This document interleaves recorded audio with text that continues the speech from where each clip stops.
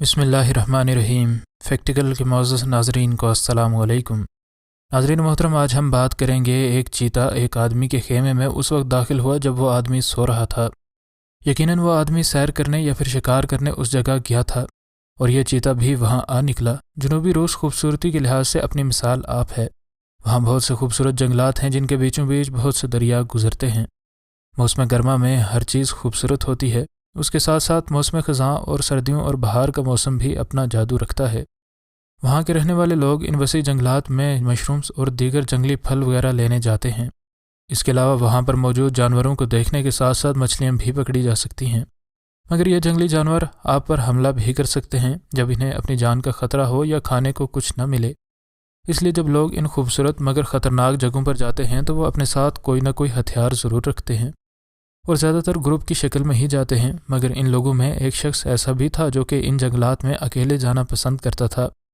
اس کا نام اسٹیفن تھا۔ اس کا کہنا تھا کہ دوسرے لوگوں کے ساتھ جانے میں اسے کوئی مسئلہ نہیں ہے، مگر اس صورت میں وہ نہ تو جنگلوں کے قدرتی حسن سے لطف اندوز ہو سکتا ہے اور نہ ہی پانی کی آواز اور پرندوں کی آواز کو ٹھیک سے سن سکتا ہے۔ وہ آدمی تنہائی پسند کرتا تھا اور ایسی جگہوں پر جانا اسے بے حد پسند تھا۔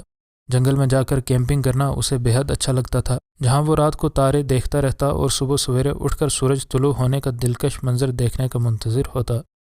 پھر وہ دریا سے مچھلیاں پکڑتا اور واپس اپنے گھر آ جاتا۔ اسٹیفن جانوروں سے بے حد پیار کرتا تھا اور ان کا شکار کرنا یا انہیں کسی بھی طرح کی تکلیف پہنچانا اسے اچھا نہیں لگتا تھا، مگر پھر بھی وہ احتیاطاً اپنے ساتھ کوئی نہ کوئی ہتھیار ضرور رکھتا تھا۔ خزاں کے موسم میں اسٹیفن کا روزانہ جنگل جانا ہوتا تھا۔ ایک دن جب وہ جنگل میں گھوم پھر رہا تھا تو اسے محسوس ہوا کہ کوئی بڑا جنگلی جانور اس کا پیچھا کر رہا ہے۔ چونکہ اسٹیفن نے اپنا کافی وقت جانوروں کے ساتھ گزارا تھا، اس لیے اسے فوراً پتہ چل گیا کہ وہ جانور ایک چیتا ہے۔ چیتا مسلسل اس کے پیچھے آ رہا تھا، مگر اسٹیفن بالکل بھی نہیں گھبرایا، کیونکہ وہ جانتا تھا کہ چیتا اس وقت تک کسی انسان کا پیچھا نہیں کرتا جب تک اس کو کسی قسم کی مدد کی ضرورت نہ ہو۔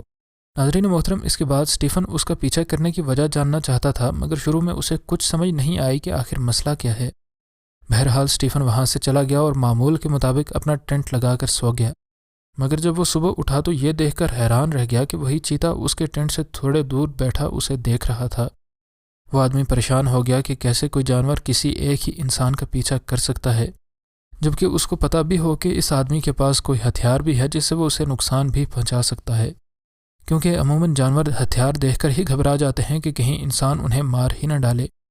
چیتا اس کے ٹینٹ کے ارد گرد مسلسل منڈلاتا رہا جیسے وہ اسے کچھ کہنا سمجھانا چاہ رہا ہو۔ اسی دوران اسٹیفن نے اپنی چیزیں اکٹھی کیں اور گن کو بازو پر لٹکاتے ہوئے چیتے کی طرف مڑا۔ جب چیتا اس کو دیکھ کر آگے چلنے لگا تو اسٹیفن کو سمجھ آئی کہ شاید یہ مجھے کسی ایسی جگہ لے جانا چاہتا ہے جہاں اسے میری مدد کی ضرورت ہوگی۔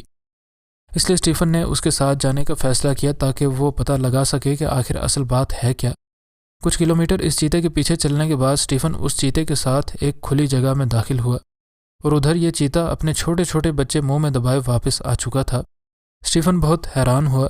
اب اسے سمجھ آ چکی تھی کہ چیتا شاید اپنے بچوں کے معاملے میں ہی اس سے مدد چاہتا ہے، مگر ایک اور حیران کن بات یہ ہے کہ ان بچوں کے ساتھ ہی ایک اور مادہ چیتا بھی موجود تھی جو شاید ان بچوں کی ماں تھی۔ اب جب کہ ان کے بچوں کی ماں بھی وہاں موجود تھی تو اسٹیفن کو سمجھ نہیں آ رہی تھی کہ چیتے کو کس قسم کی مدد چاہیے، کیونکہ ایک ماں سے زیادہ اچھی دیکھ بھال تو کوئی بھی نہیں کر سکتا۔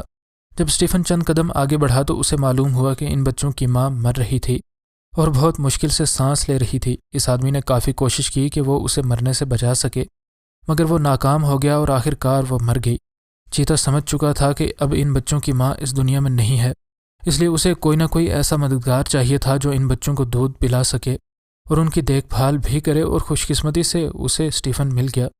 اسٹیفن کو ان بچوں کی ماں کے مرنے کا بے حد افسوس ہوا، مگر اس نے دونوں بچوں کو زمین سے اٹھایا اور اپنے ساتھ گھر لے گیا۔ چیتے نے اس آدمی پر کوئی حملہ نہیں کیا، کیونکہ وہ نہ جانے کیسے لیکن یہ جان چکا تھا کہ اسٹیفن ایک ایماندار انسان ہے اور اس کے بچوں کا پورا خیال رکھے گا۔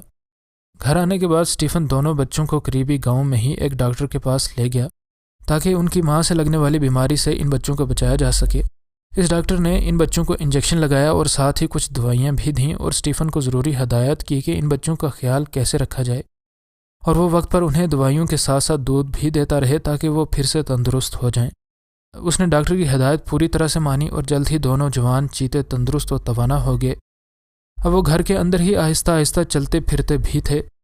اور اسٹیفن کو اس دن کا بے صبری سے انتظار تھا جب وہ مکمل طور پر بڑے ہو جائیں اور وہ انہیں جنگل میں ان کے باپ کے پاس چھوڑ آئے جو بے صبری سے جنگل میں اپنے بچوں کا منتظر ہوگا۔ جب چڑیا گھر والوں کو پتہ چلا کہ اسٹیفن نے اپنے گھر میں چیتے کے بچے پال رکھے ہیں تو انہوں نے اسے کچھ رقم کے عوض ان بچوں کو چڑیا گھر میں چھوڑنے کا مشورہ دیا، مگر اسٹیفن نے ایسا کرنے سے صاف انکار کر دیا اور انہیں کہا کہ وہ دوبارہ اس کے گھر کبھی مت آئیں، کیونکہ وہ اس چیتے کو دھوکہ نہیں دینا چاہتا تھا جس نے اتنے اعتماد سے اپنے بچے اس کے حوالے کر دیے تھے۔ وقت کے ساتھ ساتھ وہ بڑے اور طاقتور ہوتے گئے اور ایک وقت ایسا آیا کہ اسٹیفن کو لگا جیسے اب ان دونوں بچوں کو جنگلی زندگی کی طرف واپس بھیج دینا چاہیے۔